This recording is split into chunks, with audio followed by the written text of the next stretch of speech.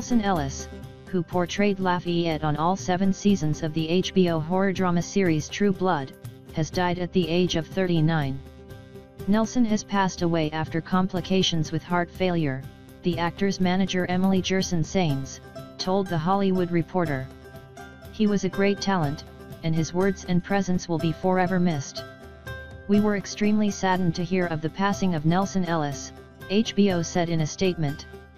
Nelsan was a longtime member of the HBO family whose groundbreaking portrayal of Lafayette will be remembered fondly within the overall legacy of True Blood.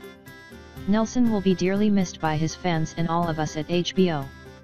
True Blood creator Alan Ball added, Nelsan was a singular talent whose creativity never ceased to amaze me. Working with him was a privilege. A graduate of Juilliard, Ellis' first major role was as Lafayette Reynolds, a short-order cook and vampire blood dealer on the hit HBO series. Ellis' portrayal of the character was so beloved by True Blood fans of the series that even though Lafayette was killed off early in the Sookie Stackhouse book series, the character lasted the entirety of the show.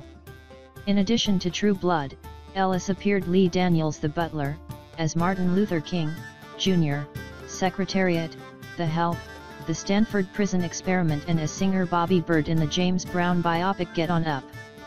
Most recently, Ellis had a recurring role in the CBS detective series Elementary. Actress Octavie Spencer wrote on social media Saturday, "Just got word that we lost Ellis. My heart breaks for his kids and family.